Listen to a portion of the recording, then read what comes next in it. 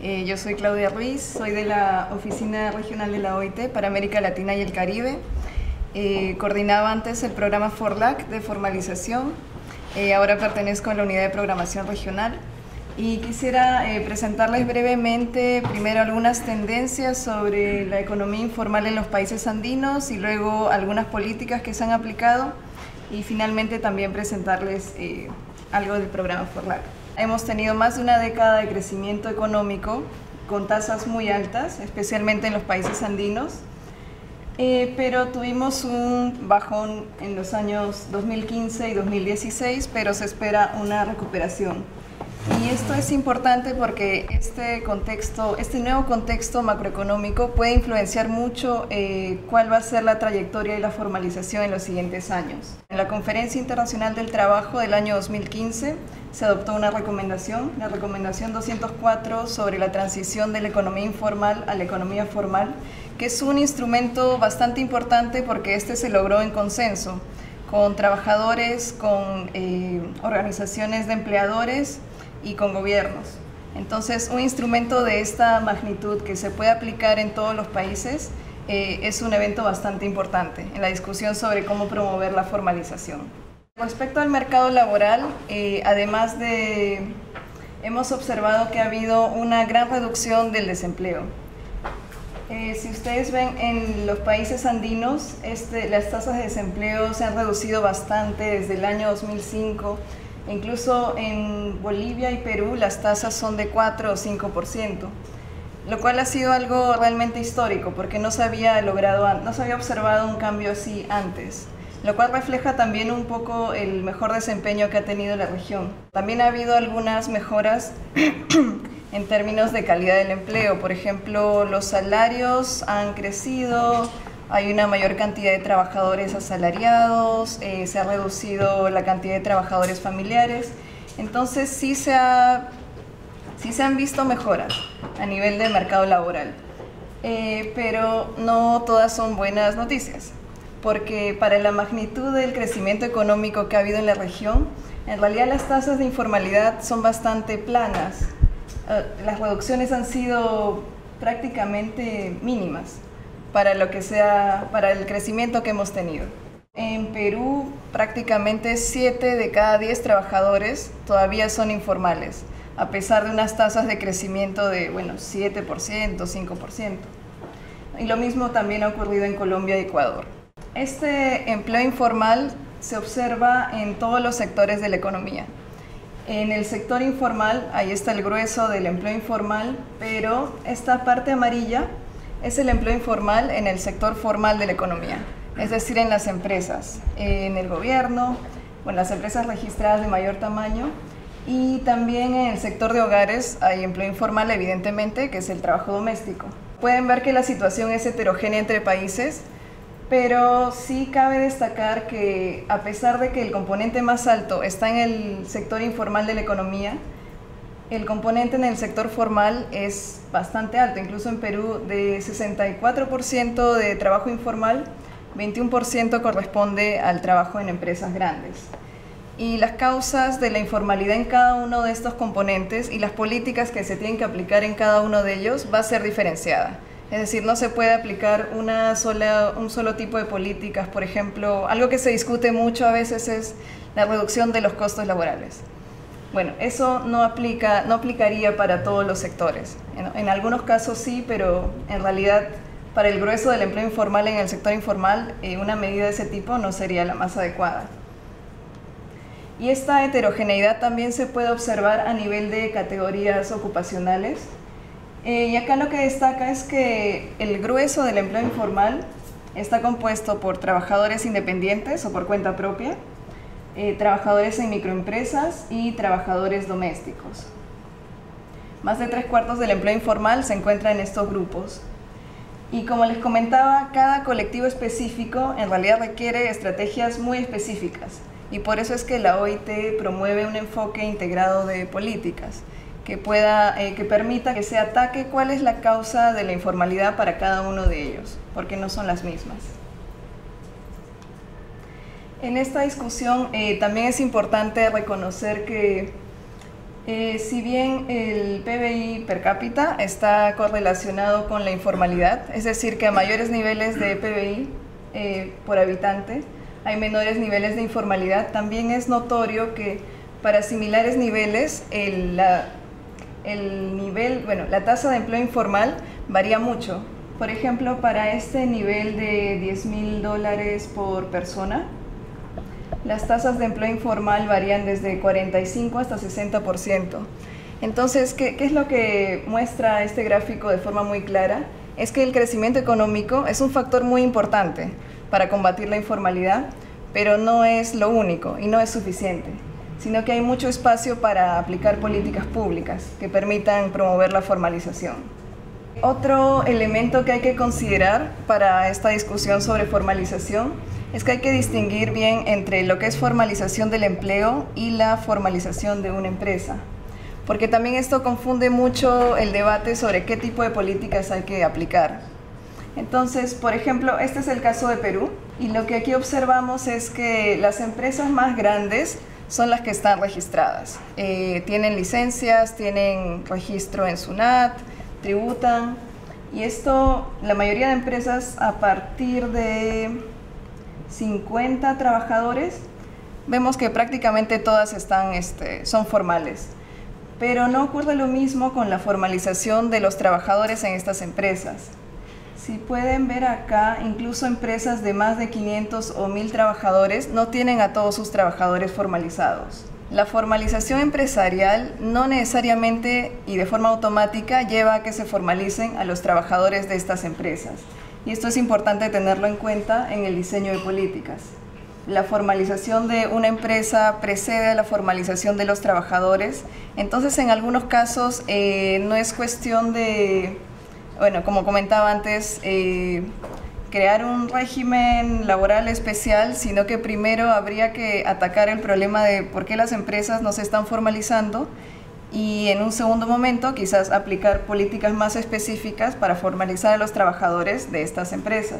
Este es un esquema integrado de políticas que de alguna forma ataca los problemas, las causas de la formalización de este proceso tan heterogéneo. Lo que recomienda OIT es que este tipo de enfoque integrado se aplique, de una forma específica a cada país, pero teniendo en cuenta estos elementos. Porque, como les comentaba, una sola política no necesariamente va a funcionar. Entonces, lo que se ha observado en América Latina es que se han aplicado, a grandes rasgos, 4 grupos de políticas. Un primer grupo de políticas son las que permiten promover la productividad de las empresas, porque hay que reconocer que ser formal puede ser costoso. Entonces, es necesario que las empresas tengan esta capacidad para poder hacer frente a la formalización. Entre estas políticas para promover la productividad, primero están las políticas macroeconómicas que permiten tener un entorno estable para que se desarrollen las empresas. A nivel mesoeconómico se refiere a la promoción de cadenas de valor o a promover sectores específicos que tengan gran arrastre de empresas más pequeñas, y de esta forma se incentive la formalización. Y a nivel de microempresas hay políticas como promover la formación del capital humano, mejorar los procesos productivos. En el tema normativo, que sería la adecuación o modificación de normas, un primer grupo de políticas tiene que ver con ofrecer mayor información o capacitar a los trabajadores o empleadores en cuáles son los procesos para ser formales. Porque a veces el impedimento no es no tener los recursos para ser formal, o ni siquiera no tener la intención, sino que es más bien una cuestión de información, porque los procesos pueden ser complejos. Y justamente asociado a ello es que una política que ha sido muy popular en la región es la de simplificación de trámites, que tiene que ver con simplificar el registro de las empresas, cómo obtener licencias, reducir los tiempos y también los costos de ser formal, o en todo caso juntar los procesos en una ventanilla única. Entonces, mucho de eso se ha dado en la región. Y este tipo de procesos siempre se recomienda que estén inscritos en un marco de diálogo social, porque si no, este tipo de políticas y modificaciones normativas en realidad no va a ser legítimo, no va a ser como una imposición. Otro tipo de políticas ofrecen incentivos a ser formal. De estas hay menos, pero bueno, las hay. Por ejemplo, ofrecer regímenes tributarios más sencillos o con menos costos para que las empresas puedan registrarse. Otro tipo de incentivos ha sido vincular la formalización con los beneficios de la seguridad social. Esto se ha aplicado, por ejemplo, en Brasil, en Uruguay, en Argentina, para los trabajadores independientes. Lo que se hace es ofrecerles esta posibilidad de que si registran sus empresas, ellos puedan estar cubiertos por los sistemas de salud y de pensiones, y que además también puedan tener el beneficio adicional de cubrir a sus familiares. Y luego ha habido otros métodos que son menos convencionales o que tienen que ver con asociaciones de trabajadores de sectores específicos. Por ejemplo, en el sector rural, donde predomina el empleo agrícola, un esquema de cotización mensual no es el más adecuado por la estacionalidad del empleo. Entonces, en algunos casos se han aplicado este tipo de esquemas en los que no necesariamente se tiene que cotizar mensualmente, sino que se difieren los pagos. En este tipo de políticas también se han aplicado para trabajadores domésticos, porque bueno, es normal que un trabajador doméstico no tenga un solo empleador o trabaje por horas. Entonces es muy difícil que una persona con ese régimen de trabajo pueda cotizar a un sistema de pensiones. Entonces lo que se ha permitido, por ejemplo en Brasil, es que vayan cotizando con cada empleador que tienen, por cada día que trabajan. Y finalmente un cuarto tipo de políticas tienen que ver con mejorar la administración y la inspección del trabajo. Un primer grupo de políticas ha sido promover una cultura de cumplimiento. Esto ha estado muy asociado sobre todo a promover la cultura de cumplimiento de las cotizaciones de las trabajadoras domésticas. Las trabajadoras domésticas en algunos países prácticamente pueden estar en situaciones de semiesclavitud. Entonces se promueve que se consideren trabajadores asalariados y que se cumpla con sus derechos laborales.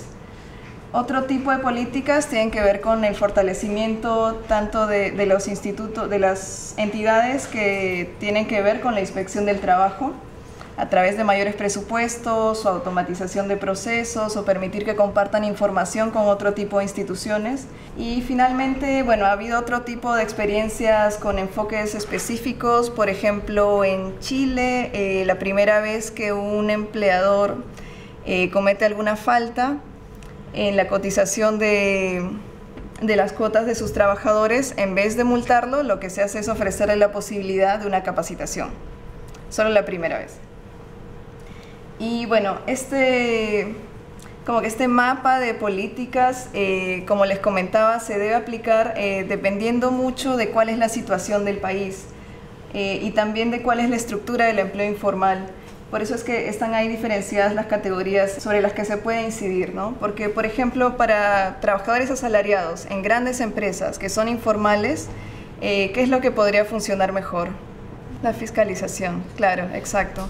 Porque una gran empresa probablemente no tenga un problema de productividad, no va a necesitar mayores incentivos para formalizar a sus trabajadores, sino que es simplemente un problema de fiscalización.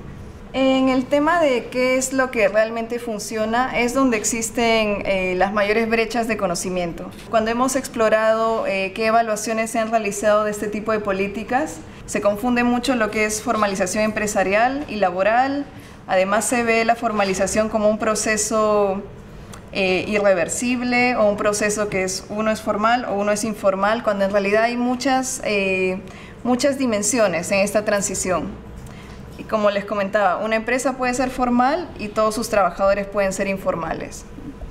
Entonces, entre los estudios que hemos revisado, lo que vemos es que las iniciativas para promover la formalización de empresas, que han tenido mayor relación con la simplificación de trámites, Tienen impactos positivos, pero estos son de muy corto plazo. Se observan picos de registro, pero no más que eso. Y en el tema de formalización de empleo aún hay mucha menos investigación. En lo que es los efectos de regímenes laborales especiales para formalizar el empleo, la verdad es que los resultados han sido mixtos. Hay impactos positivos, pero pequeños, y en algunos estudios no se encuentra ningún tipo de impacto. Bueno, y sobre la recomendación 204, esta es una recomendación que se dio a nivel global en la Conferencia Internacional del Trabajo del año 2015. Por 2 años se realizaron consultas, tanto a organizaciones de trabajadores, de empleadores y gobiernos, y por eso es que esta recomendación es tan importante como instrumento global, porque es el primer instrumento internacional que refleja la visión de todos los actores sociales en el mercado de trabajo y que tiene que ver con economía informal.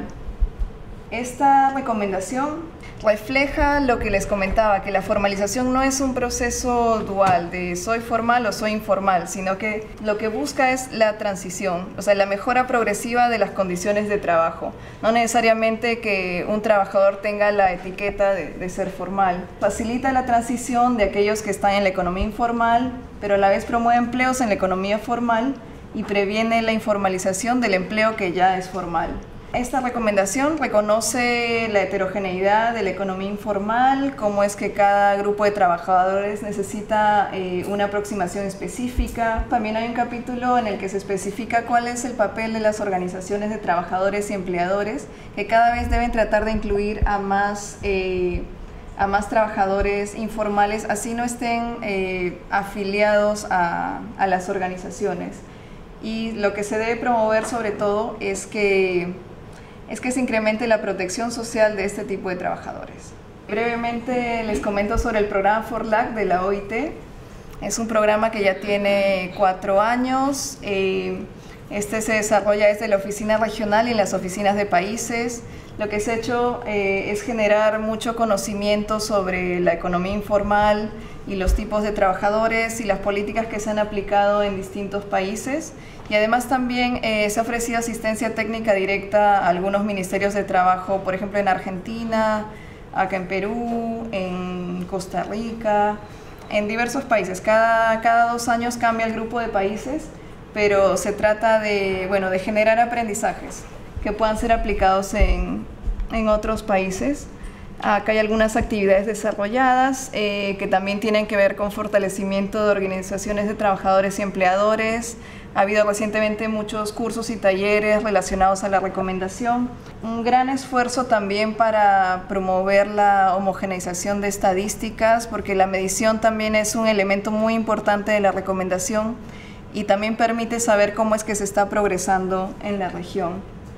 Y bueno, acá hay una serie de estudios del programa que tienen que ver con políticas para microempresas, cómo fortalecer la inspección del trabajo, sobre el monotributo, empleo juvenil y trabajo doméstico.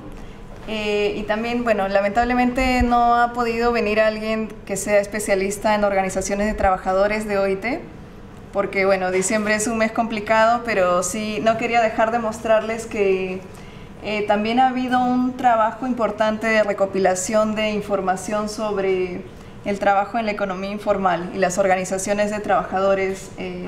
Entonces, la presentación queda ahí, pero yo los invito a que cuando puedan visiten esta página web y también la de las publicaciones, porque ahí van a poder encontrar mucha más información relevante para la discusión que van a tener los siguientes días. Gracias.